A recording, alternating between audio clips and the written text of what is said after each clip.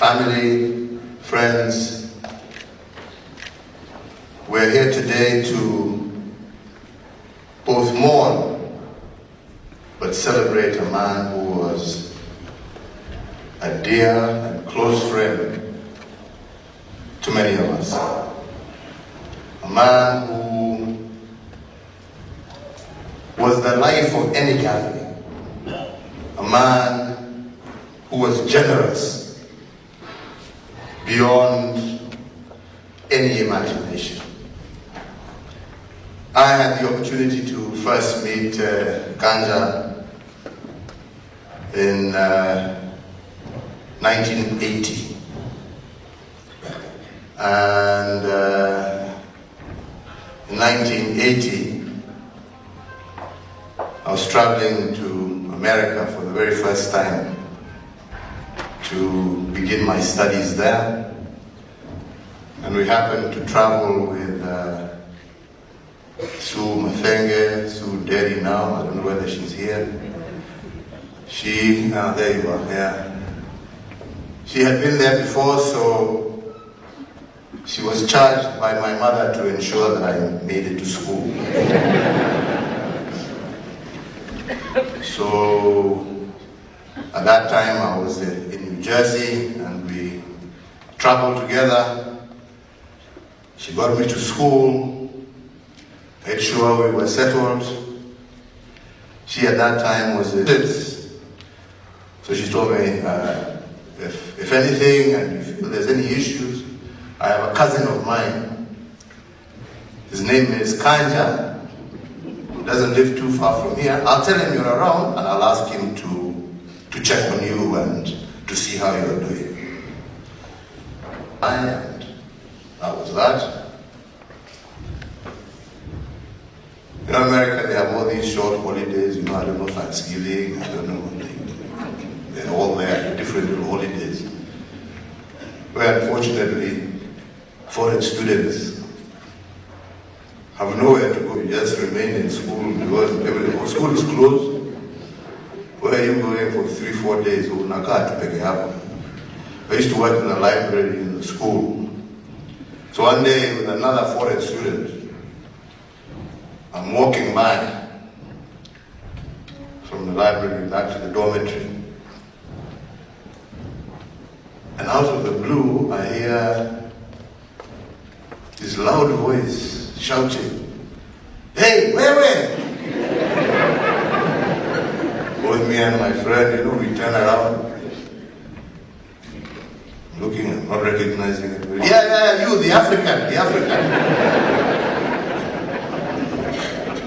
I was like, I don't know how you knew the other fellow was not African, since you also have a white African. And he came up and he says, "Are you so-and-so?" I said, "Yeah." He said, "I was told by my cousin to hold your hand." I'm like, "Oh, so you must be Kanji." "Yes, I'm Kanji." "What are you doing?" "Nothing." "My car is just parked over here. Let's go. Just pick a few things to go to my place." I looked at this stranger fellow, so confident, just telling me to get into this. I proceeded to do just that. Got into his car and we traveled to his apartment. And that became my second home. To the extent that one day, as you heard, he used to work at UPS. I took the train and traveled to Jersey City, where he was based. And I happened to arrive there. Kumbe Kanja had already gone to work. So there was, in his apartment block, there was a place, the ground floor, where we used to go and have tea.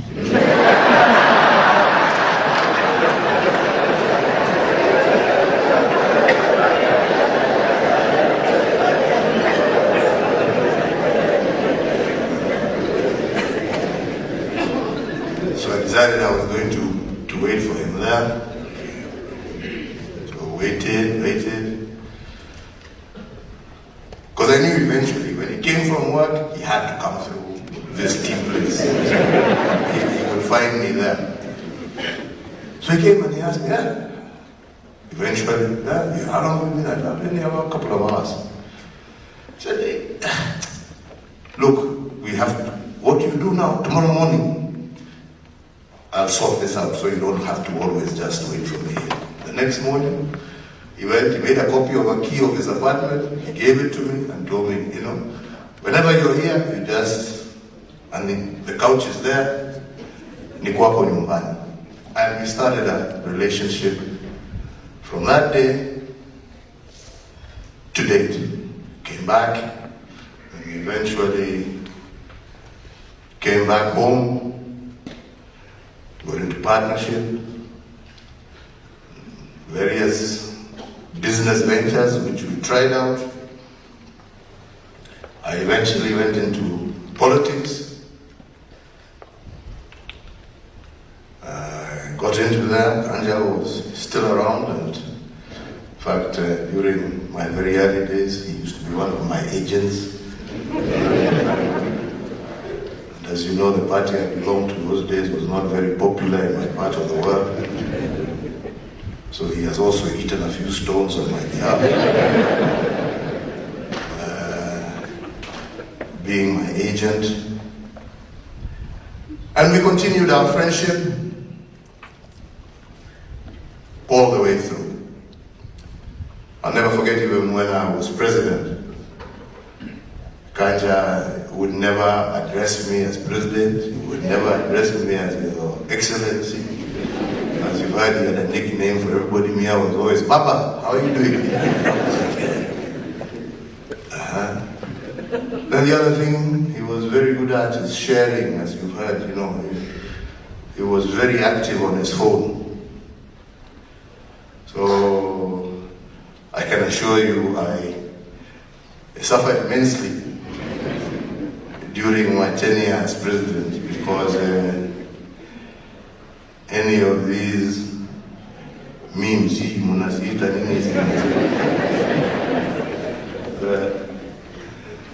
the one that showed me in the worst light, you can guarantee you can't go forward me.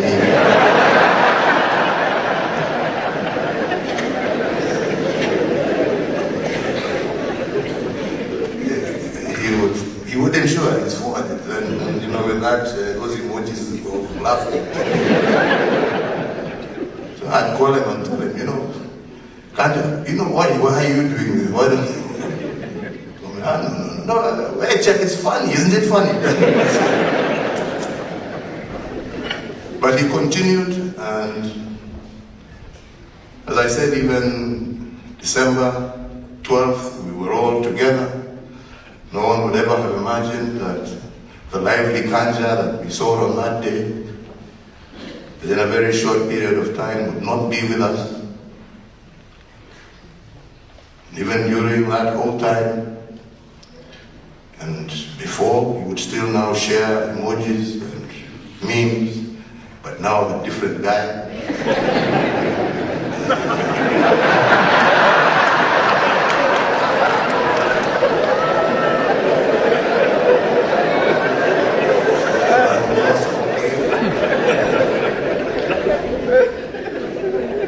And in fact, the last message he sent me was almost, I think, the beginning of January. And the most amazing thing is he never mentioned anything about him being unwell, as we have heard here from Uhuru. He was still sending his jokes. He was still keeping everybody's spirit high. And it was only when I bumped into Guy at another function where we lost my cousin, that he told me, you know, our friend is in hospital. I said, what? He told me, he's in hospital. I told him, man,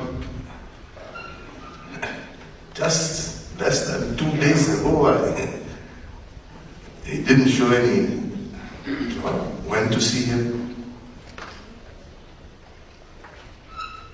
Weak, but he didn't want to talk about his illness. He wanted to talk to me about what a wonderful December he had with his family, and how he was encouraging them to meet regularly, and how that they would have to continue to be together and to get to know each other more. Told me about the unfortunate incident of Wairimu's husband. But he would not talk about his illness. And I asked him, so how are you feeling? I'm okay, I'm okay. I'm just waiting for the arrangements to be made to go to India, and they'll fix me up. And I'll be fine. He showed nothing. Despite the fact that you could see he was struggling, he showed no sign and did not even want it to become a discussion. And that was Kanja, a man, brave, loyal, and he did that because he didn't want it to affect anybody else. But I also agree with Uhuru as we move forward. I think we should be honest about some of these things, and maybe if we're honest about them early enough, maybe something can be done. But Kanja lived his life to the fullest. There's no question about that. Kanja